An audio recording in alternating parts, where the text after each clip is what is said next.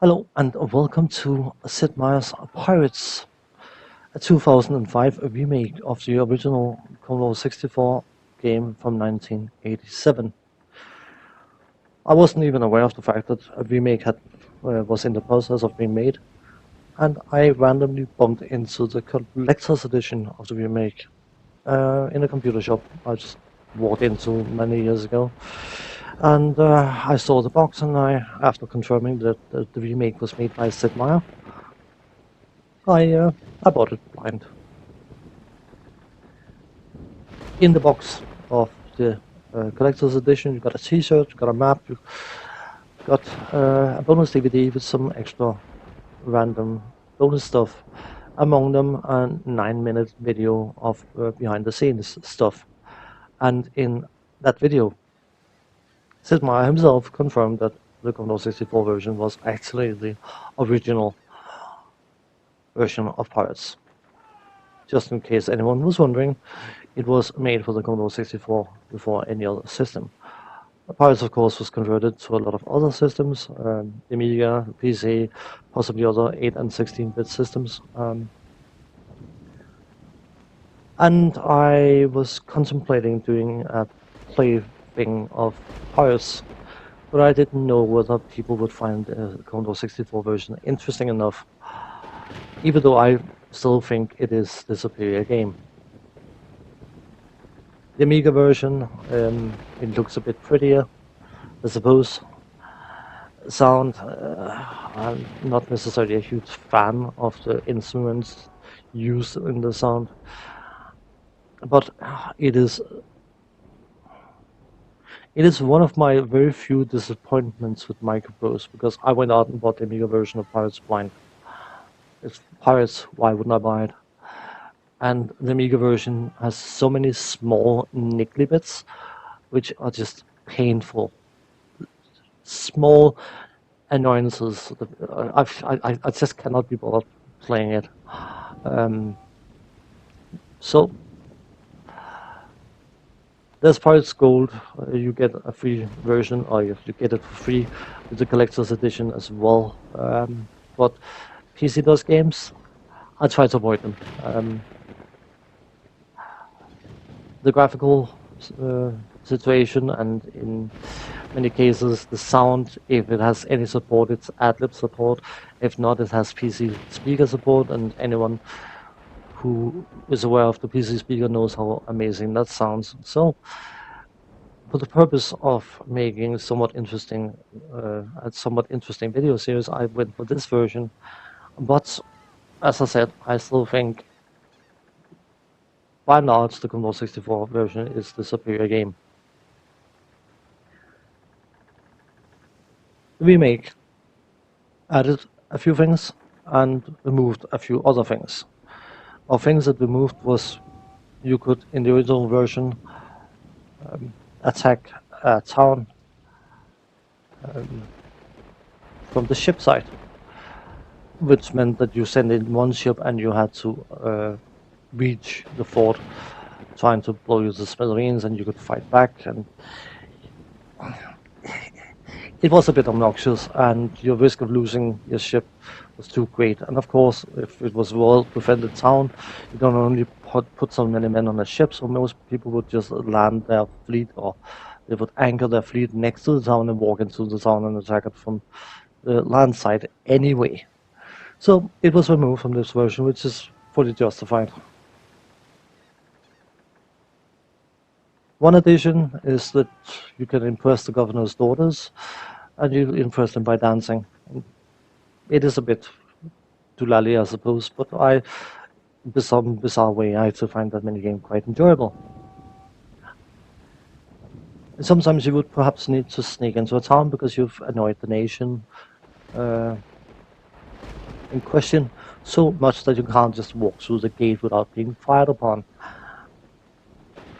In the original version of Pirates even, that was a dice roll. In this version, it is a minigame, and it is possibly one of the worst minigames ever devised. I dislike it gravely, and will do anything I can to avoid making use of that mechanic. I'm not sure I can, but I will do my very best. Obviously, a game that was made 18 years after the fact. The graphical side has been updated quite extensively, whereas the original game required you to fill in certain blanks because of the capacity or capabilities of the system, and it's not knocking the Commodore 64 in any way, shape, or form, because Pirates on the Commodore 64, everything considered, is an amazing, absolute amazing game. It is a true classic, and yeah, I cannot praise that game enough. But of course, there's a difference between a game being put on one 5.25-inch floppy disk and the game being released on 2 CDs. So, the style they've used in this game is very swashbucklerish, adventure-ish, L. Flynn, if that name rings a bell to anyone, kind of tone. And in truth, I think that this game can be so cheerful it's borderline silly. Being a pirate wasn't fun in games. It was a risky business, it was a dangerous business, and if you got captured, you were asking for rope, because that's what you got. But of course, that would make a depressing game that wouldn't be very fun to play, and it still has to be fun and exciting, so I suppose they had to cut out all the not so interesting aspects of the game to make it playable.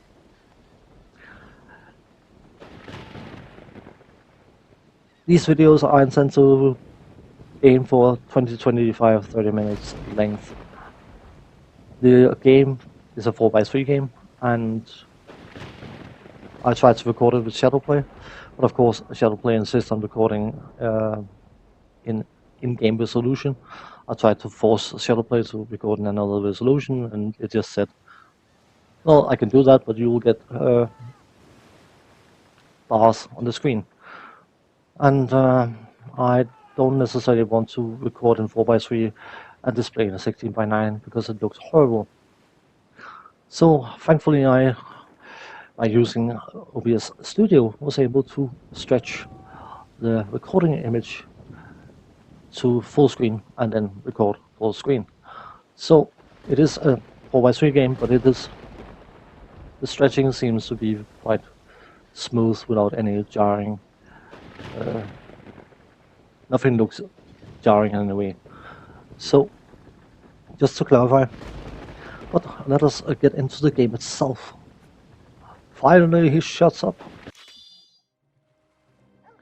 It began with a celebration. Indebted for years to the Marquis Montalban, a family's prosperity was soon to be restored. Their fleet was due to arrive on the morrow, carrying both their hopes and their salvation.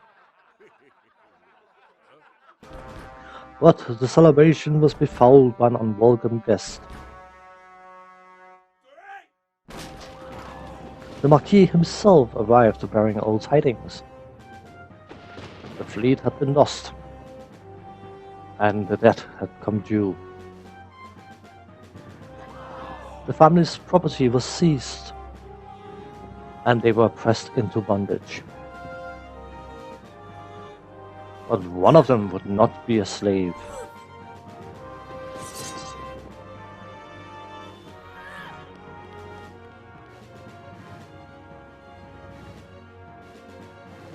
And so it was that the brave young scion escaped his family's fate, swearing to save them and one day avenge the Marquis' foul deed.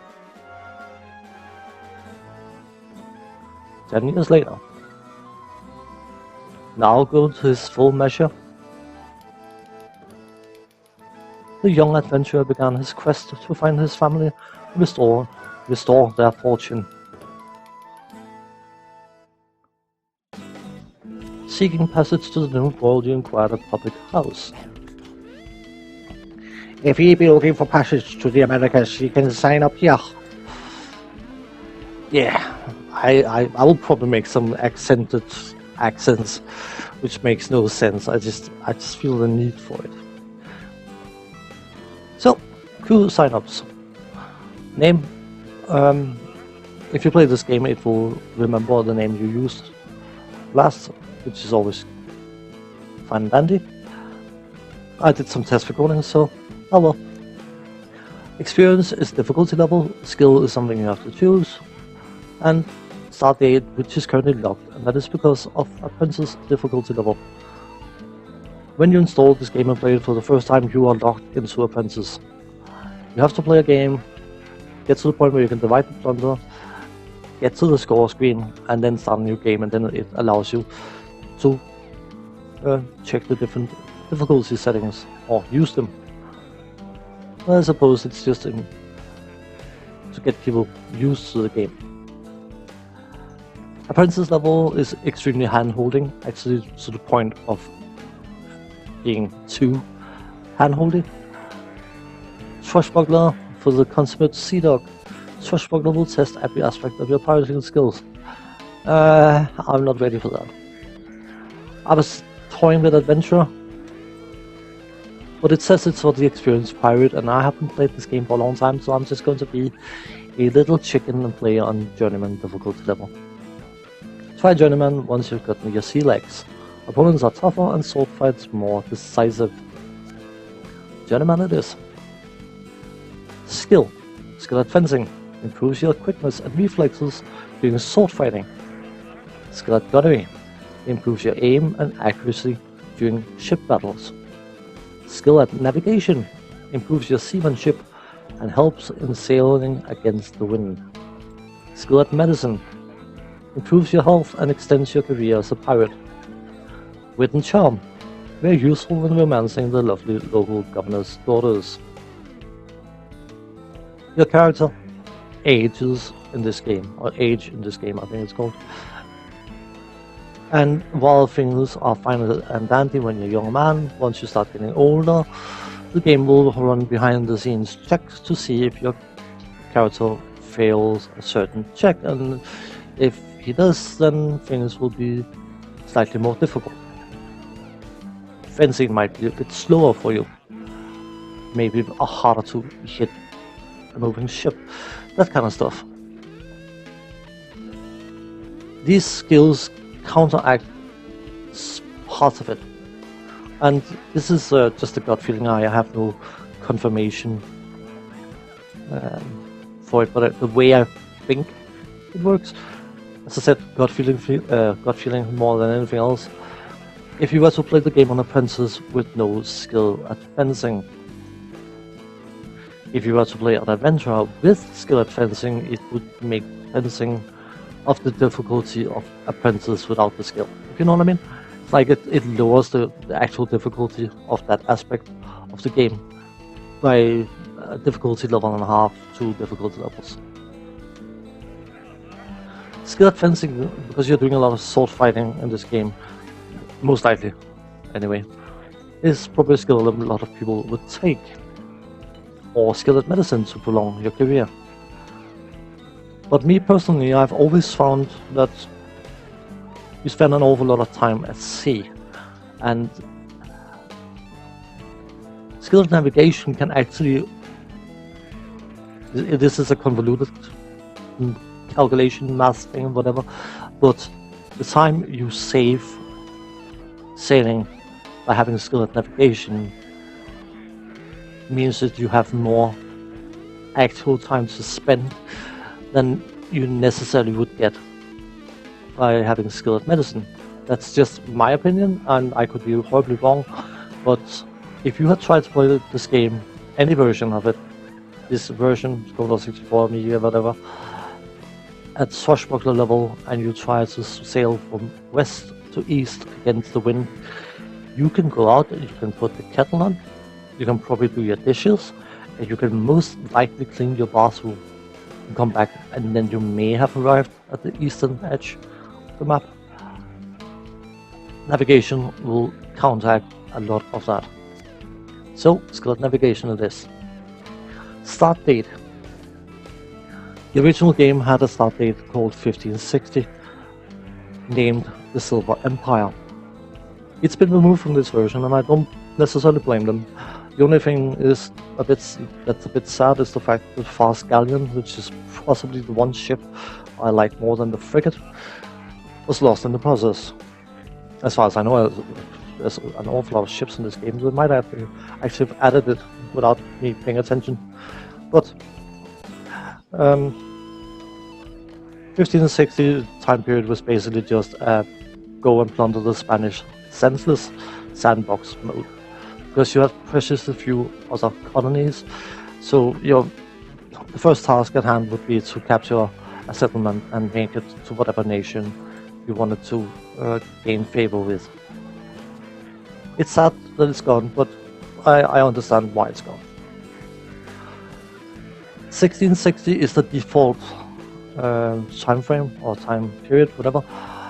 The Buccaneer heroes. 1600 and 1620 are interesting in their own ways, and yes, there are differences in the different time periods. The activity level of pirate hunters, nations, how they interact with each other, and things like that is very, very different depending on the time frame. But 1600 and 1620, you still don't have an awful lot of non-Spanish colonies, cities, towns, whatever you call them.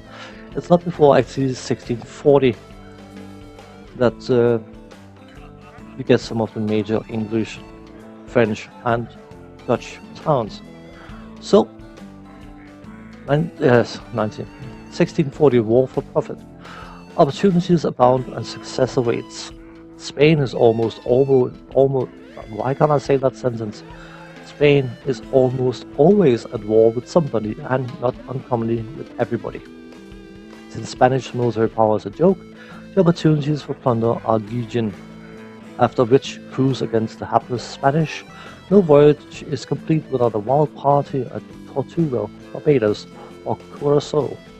I'm sure that's how it's meant to be pronounced. So, let us go for that.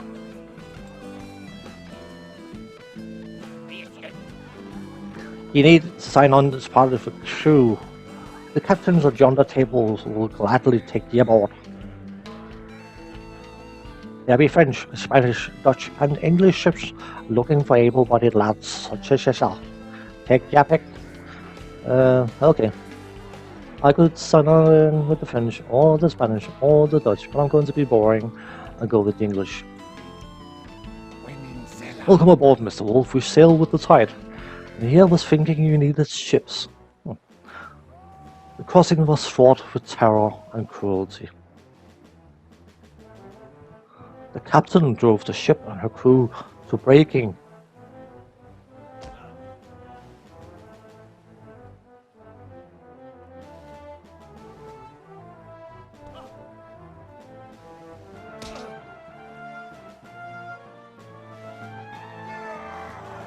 Pushed beyond all decency, the crew mutinies.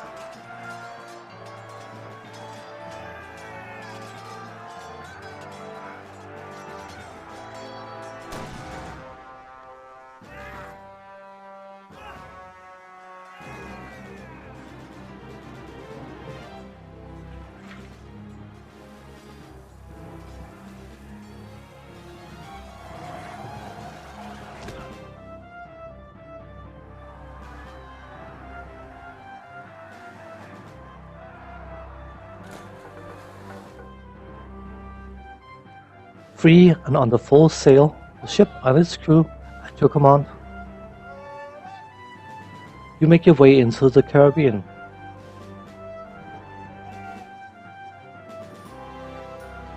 A fortune to be had.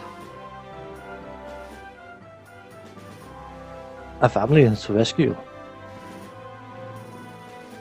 Revenge to be served. Your destiny awaits you. Exciting stuff. Oh, it's plunged us outside of Barbados. I'm just going to pause again because I consider this part to be an introduction part. So let us go through the different aspects quickly. You have here a general overview status, which will mention when you start the game and your age and your health and your crew and their mood, which becomes super relevant. Fleet status: we have one ship, a sloop called Revenge. You can rename it if you want, but that will work for now. Personal status is a bit spoilerish, so I feel like skipping it, but I can quickly show it off. It's basically, yeah, I find that sheet very spoilerish. The captain's log: any information you gather, cities you visit, ships you capture, whatever, anything is listed here. And then you can get an overview of the international relations. Spain and England at war, Spain and French at war, England and French at war. And France even, I think it's called French. Words. Treasure maps. I haven't got any. World map. And this is a quick view of the scope of the game world. It's actually, I mean, it's not super massive map, but it is quite extensive, as you can probably gather. In the original version, of course, you wouldn't have, well, you didn't have this in-game map, but you had a map drawn on parchment, made of a quality that was absolutely exquisite. It could almost seem like it was a real map from that time. Very real. Which I can, yeah, a very exquisite map, definitely. But anyway, it shows where we are, and it will add information as you gather information about them. Bear in mind, of course, there's no such thing as a telegraph service or a newsnet or anything. So if you visit Barbados and come back 6 months later, things can have changed without you knowing, because you haven't heard a word from them, because you haven't been around, things like that. So anyway, top 10 pirates, something that was added in this version as well. These are the top 10 pirates, or the top 9, because we haven't actually started our career. So if we are not necessarily a pirate, we could be a trader. It's very difficult, obnoxiously difficult, but you could be a peaceful trader or pirate hunter. But anyway, these pirates, you can go up in ranks by being better pirates than them, or worse pirates, I suppose it's called. Or you can bump into them and defeat them, and once you have defeated them, they are off the list. But you have to go through all of them if you do it that way. If you are to engage Henry Morgan, which you probably couldn't do this. I mean, someone could easily prove me wrong, and you can probably do it, blah, blah, blah. Yeah, but his ship is a powerhouse, and if he hits you, and you're starting a slope, you're going to sink. If you get into fighting him, he's got a lot of sword fighting skills. He's very hard to take on.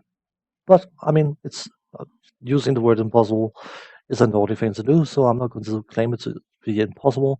But if you were to engage him and defeat him, you would be rank 9, not first rank. You would have to go through the others as well. So, of course, the Piratepedia, or as I like to call it, who bothers having why bother having a manual when you have this? A nice addition, but perhaps a bit too extensive.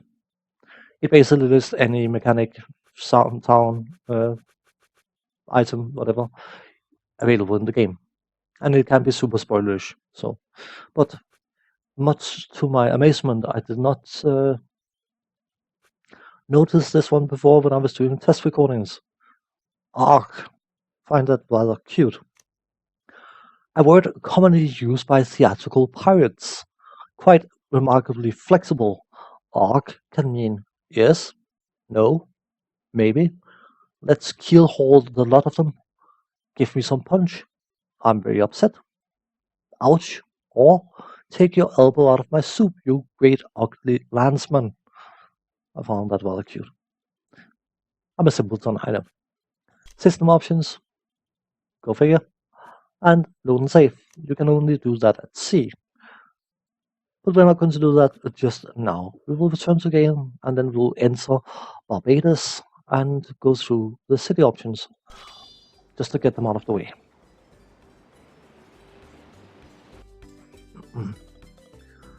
The English capital of Barbados, population 4,800, is brimming with wealth. Caribbean traders will often find an excellent market for spice here. Every single settlement you go into will have some sort of, basically an affix and a prefix, dictating their wealth and their how well defended they are. The manual will list them all, and the Piratepedia will probably as well.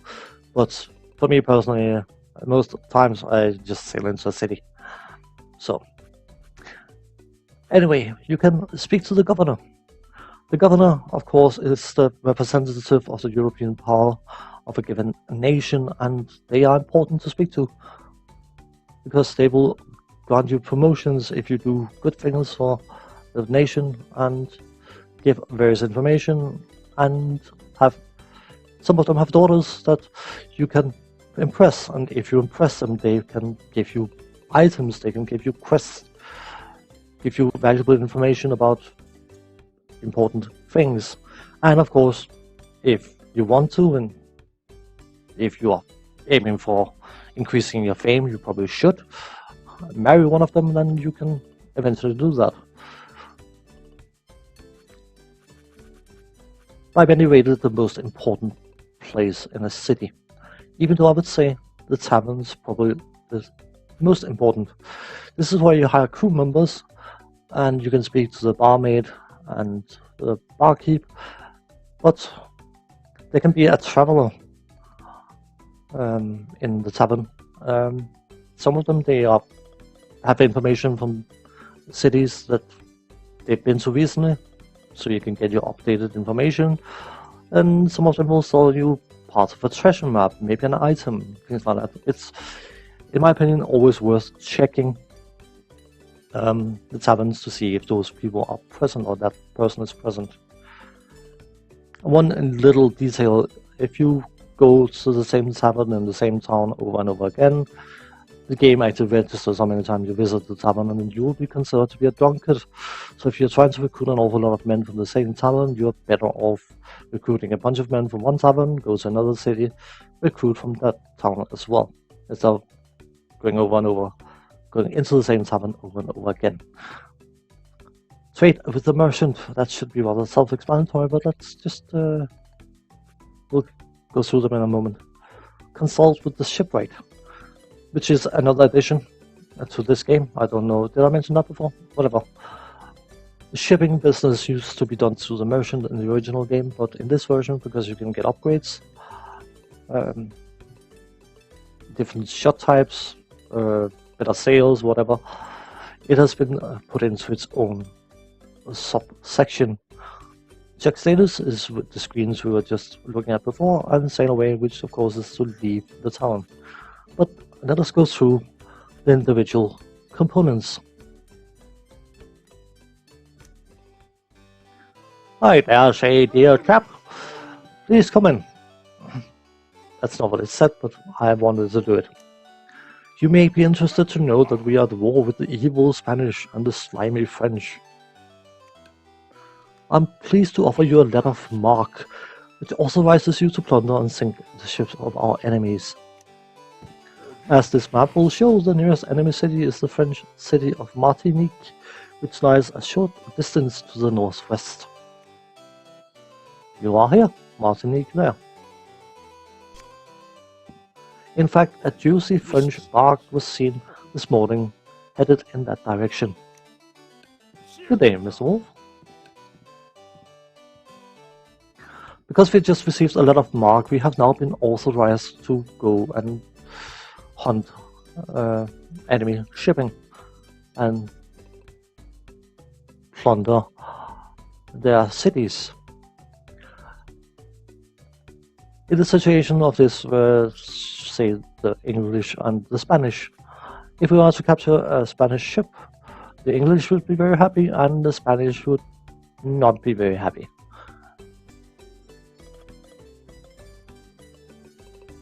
If you were to go and speak to the governor after capturing a few Spanish ships, maybe sacking a town or two, then you are likely to gain a promotion. You could actually get the promotions relatively quickly, but it's worth delaying getting them. Because we are just a mister, if we were to go out and capture two Spanish ships now and come back to this governor, he would promote us to captain. But that would be it.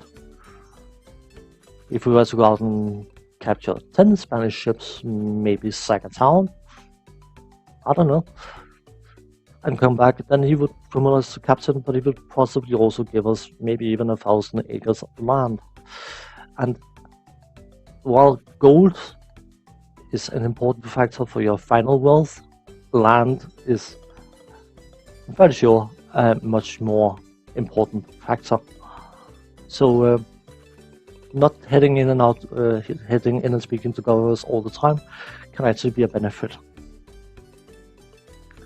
So, the tavern. The citizens of Barbados have gathered at the tavern this evening to discuss the latest happenings, including the fact that you received an English letter of marque. Who would you like to talk to? Let's get some more crew. We are going to be party pirates. Despite the booming economy, an adventurous band of 25 men offers to join your current crew of 40. Welcome aboard, mates. Traveler. No, nothing now. A mysterious traveler offers to share with you information about his recent visit to Veracruz. Well, possibly we could get that information, but if you look at where Veracruz is on the map, by the time we actually got there, even though it potentially could be information about tempting target, that information could easily be outdated by the time we actually got there. So I usually never pay for that kind of information. The barmaid. It is rumored that there's a skilled cook on board the Amiens. I believe she's a French sloop bound for Trinidad. The barmaid whispers. That is another addition in this game. Crew members that can improve sailing characteristics, make food last longer, improve crew morale, and all sorts of things.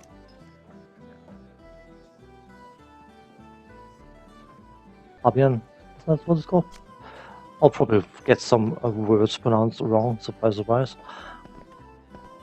Have you been introduced to the governor of Guadeloupe's daughter? They say she's a real beauty. The manual does state that the barkeeps seem to have a discerning knowledge of the prettiness of governors' daughters.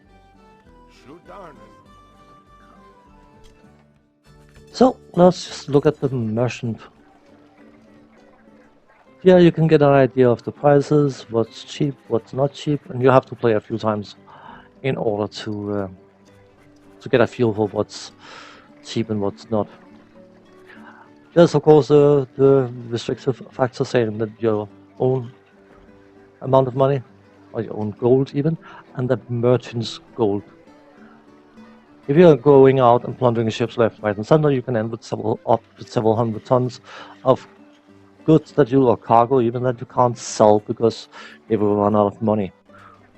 You can actually be in a position where you need to travel to 8-10 different towns just to get rid of the excess cargo you're carrying. And even if you are not being picky about price, which that will become evident once we start playing, you may not necessarily want to be picky about what prices you get, but yeah.